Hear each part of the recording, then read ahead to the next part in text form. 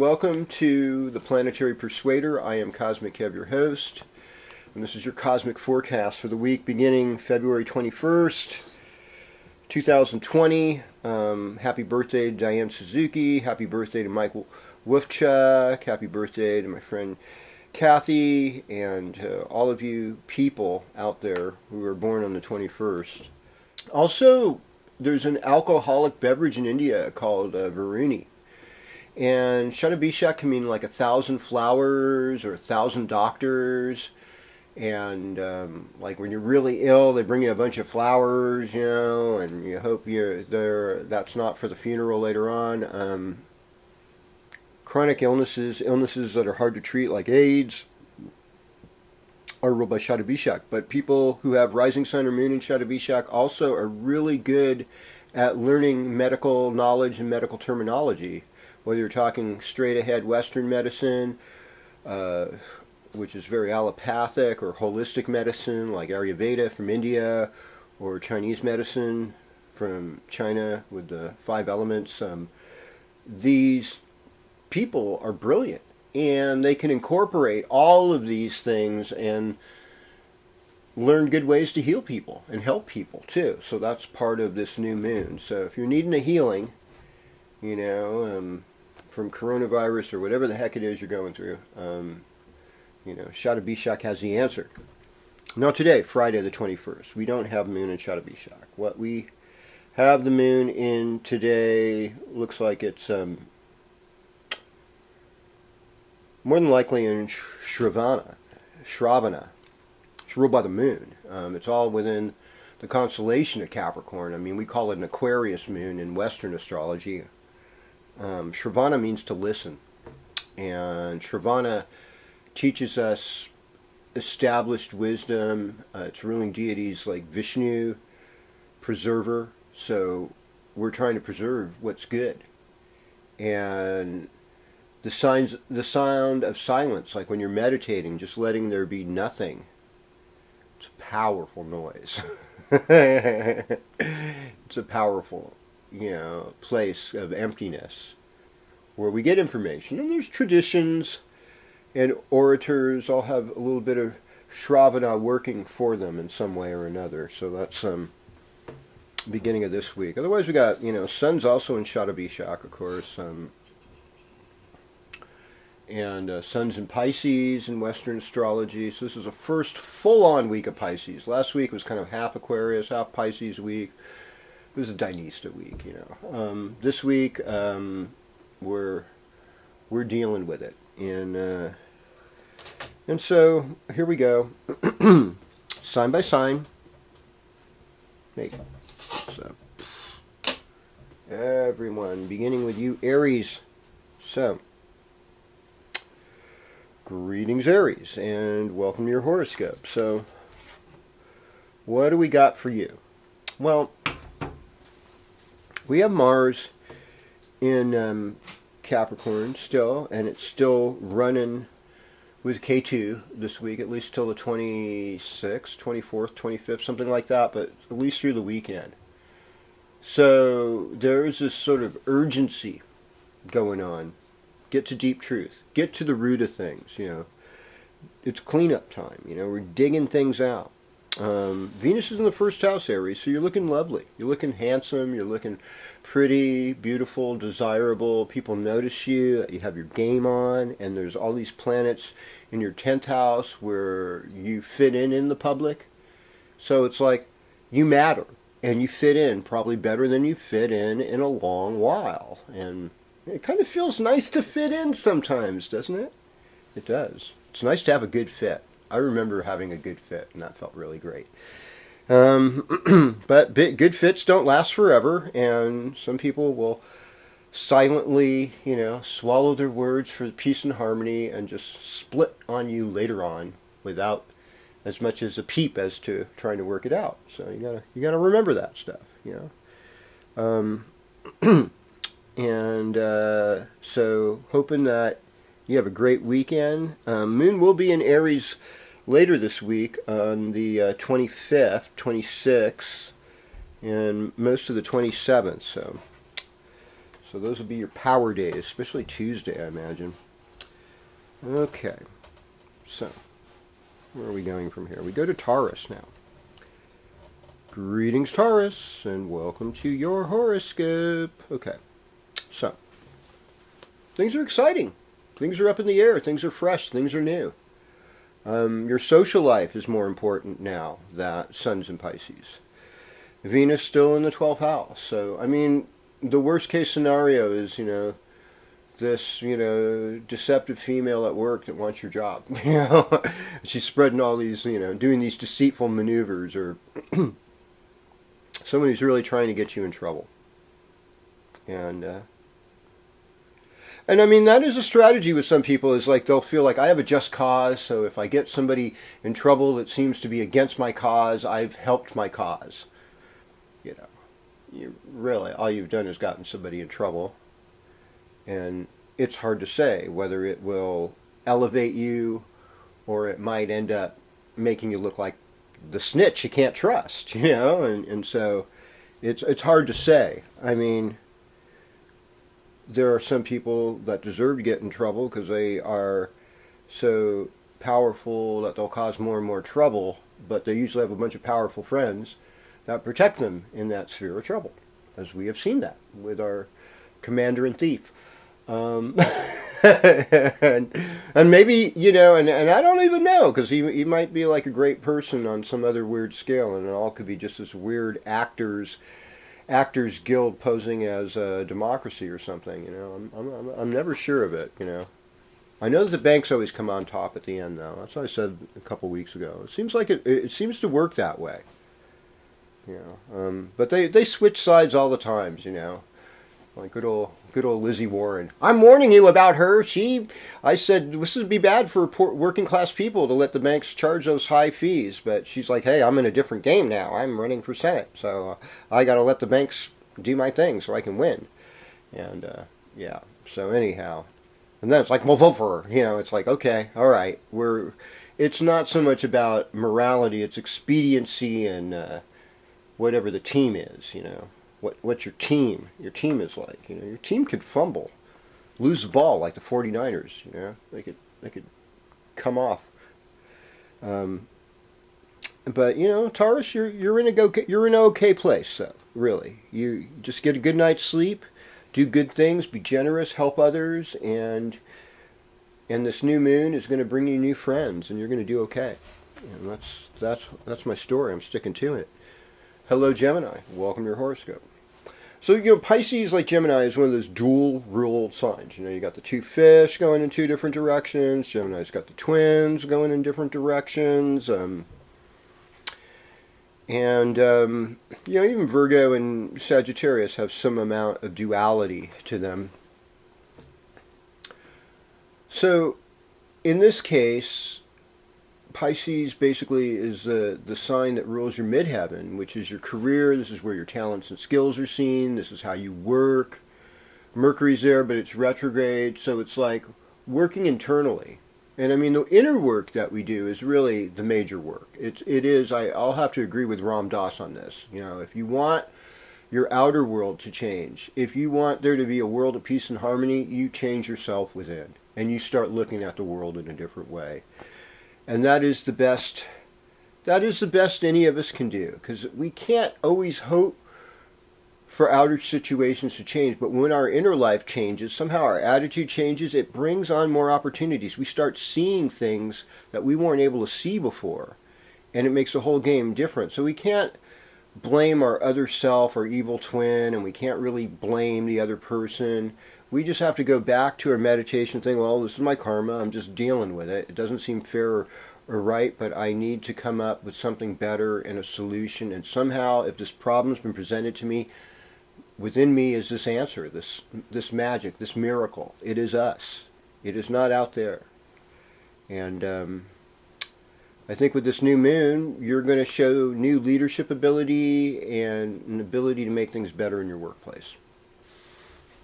From there, we say it, greetings Cancer, and welcome to your horoscope. Okay. So, for Cancer, it is about, the key phrase is I feel. So feelings are important, that's for sure. And, the first four signs of the zodiac, it's about getting our rajas on, getting our, what are we passionate about? What are we discovering? What are we doing? And having emotional maturity is having real maturity. Now, new moon in Pisces, that falls in your ninth house, meaning that this is a great time to enroll in school, get some kind of education, go on a spiritual retreat, work on your spiritual life, maybe do some foreign travel or travel to another state, place where there's a different culture perhaps even from you. You don't have to always go that far. And just being charitable, helping other people is going to be doubly blessed. Even paying attention to your father too, what your relationship to him was and why it was good or bad. And relationships are big for you. You still have that stellium in Cancer, in Capricorn in your 7th house. So anything dealing with marriage, relationships, negotiations, diplomacy, they're big. But, you're showing Venus is in your midheaven, and so you're showing that you have the love, you have the creative ability to make your workplace a better place. Oh, smile. Yeah. I like seeing you do good, Cancer. Thank you for watching this, and share and tell a friend. Hey, hey, hey. Greetings, Leo. Welcome to your horoscope. Do you ever feel like your whole relationship to the world is so dependent upon other people on one level? And in another way, it's like there's not a lot interfering with your own personal self. So if you're wanting to get into your self-renewal as a focus, like self-renewal and meditating and praying and changing your outer world from the inside, this is the time. There's no better time than now. And we're starting out the weekend. Looks like a romantic Friday and Saturday for you, at least, with Moon in the 7th house. Pisces time, of course, for Leo, 8th house time. It's other people's property, occult studies, sex, death, inheritance. So, you could make some money this weekend or afterwards, Sunday, Monday, looking good.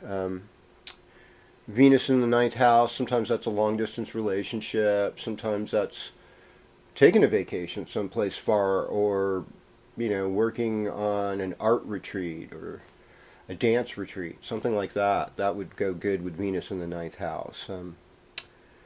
And career-wise, things are inspiring, but they're also unpredictable, a little bit erratic right now. We're waiting to see where the budget's going to go. Your social life, there's karma with that. You want to fix your spiritual karma. But you also need to work on health issues. That's still there. And so just be patient with yourself. This isn't stuff that's going to go away like bam, This might take a couple years to work on to get right where you want to be. And that's okay. You're worth it. All right. Okay. Yes. Thank you. Greetings, Virgo, and welcome to your horoscope. So Pisces is your relationship sign. It is your other. It is the opposite. So it's looking back at you. It's in Dristi. It's got the gaze, She's looking at you. Oh yeah, she's hot, but she's unpredictable. She's elusive. She's slippery like a fish going in two different directions. What am I supposed to do? There's no Virgo logic in this at all. It's going to work. Yeah. So don't try to be reasonable. Just try to be loving, try to be kind, try to appeal to this person's emotions, and perhaps things will come together for you. Perhaps there'll be this blessing laid on you. Well, the blessing will be away, I don't know. You definitely your heart is open, you're charismatic. There's a lot of things involving children. If you have a child, you're really focused on them right now, helping them. Working with them, working with what their needs are. And this new moon is in your 7th house. So this new moon could actually signify a new relationship for you.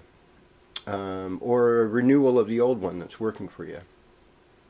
That would be nice. I like seeing everyone happy. I want everyone could have what they needed and wanted. What a wonderful place. It doesn't sound boring to me. It sounds nice. But you know, we're dealing with reality here, so I guess reality is nice because it's here. And yes, Mercury's still retrograde, Virgo. Yeah, and so don't make any big plans for another couple weeks. Okay, thank you. Thank you very much. As Elvis Presley was saying, thank you very much. Well, hello there, Libra. My little Libra. What do we got for you today? Well, there is a lot of planets in the 6th house still. And so that could be health issues. There's a lot of planets in the 4th house. That's like family, older parents, relatives, fixed assets, you know, cars and houses, things like that. Finding your own personal happiness, that's a big deal too. Venus is in the 7th house, very nice placement. You can't beat that, you know, just like say, hey, Venus in the 7th house right now, it's in Aries, but what is Venus in Aries like? Venus in Aries is kind of like people that want things their way, and sometimes people that want things their way match up with your way, and it's a nice balance. But you tend to be kind of like this accommodating person, and sometimes you can over accommodate, and then people don't appreciate you, and they walk all over you, and you don't want that to happen this time. So you have to approach this thing very cleverly. Say, so, you know, ask the right questions. And try to keep interest without giving up on your happiness and track of who you really are. And so I think that's going to work well. Otherwise, this new moon could maybe fix your health problems and that you discover what needs to be done to make you a healthier, better person. That would be sweet. You're working a lot right now. You got a lot of service things to do. It's a lot. Okay. Yeah. Greetings, Scorpio, and welcome to your horoscope. For Scorpio, between the stellium in the 3rd house, stellium in the 5th house, this is the creative jackpot. Cha-ching!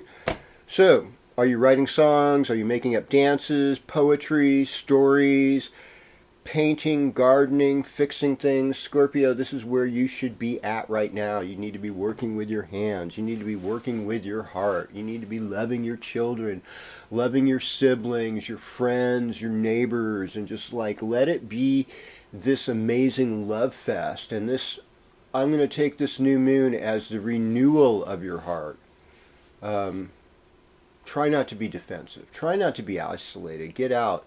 Show love. I like, you know, you could give late Valentine's presents. If you miss somebody, you're like, gosh, if I had known about you before Valentine's Day, I certainly would have made you my Valentine.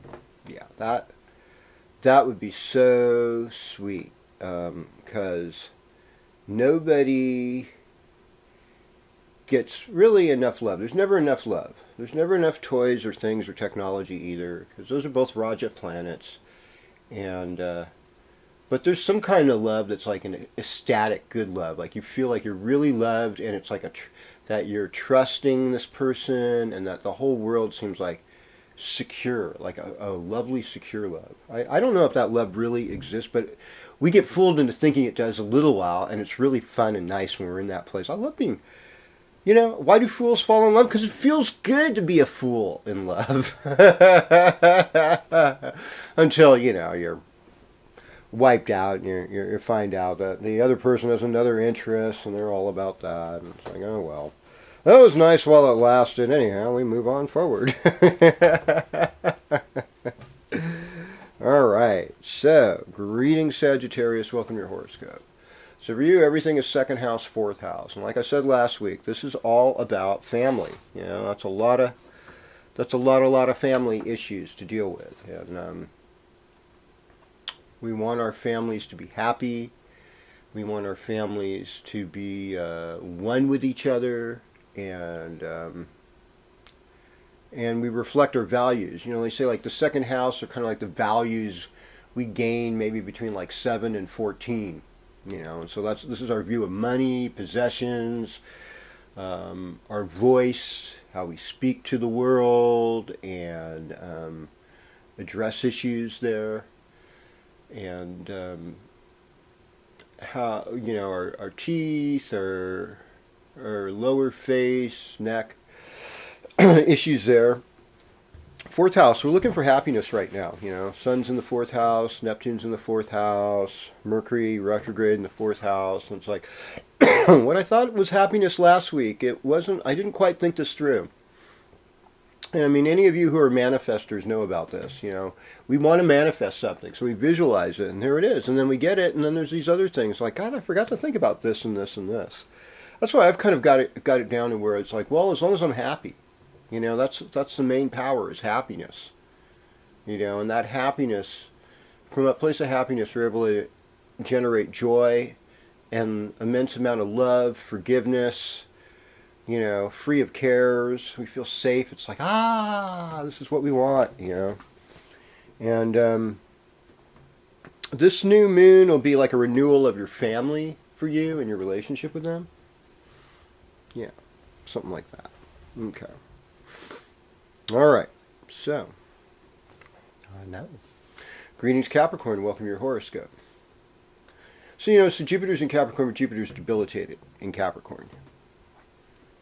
But the nuts and bolts, the manifestation of our faith when Jupiter is in Sagittarius is in Capricorn. So I definitely see like economic improvement in spite of a weird stock market and all that. I see people getting things and there being some kind of happiness. I also see, though, it's going to take a lot of hard work because of Saturn.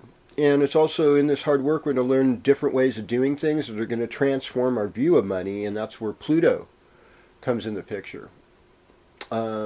Pisces for Capricorns is about the community, it's about your neighbors, it's about your siblings and cousins and friends and where you went to school between, all the way from, kindergarten through undergrad, all of that can be seen there in the third house. And short trips, being mobile. But, Venus is in your fourth house, so happiness is within. It goes back to that. Happiness is within. New moon can help renew your relationship with your neighbors, your relationship to communication, your relationship to working with your hands. All of this can happen with this new moon. And you find some love of inspiration, relationship issues. You desire them. And there's a lot of people in your face kind of thing, but none of them seems necessarily to be, is this really right? Is this grounded? This doesn't feel grounded. This feels like they're going to take off and be with what's his name and their group of bunny burners or something. I don't know.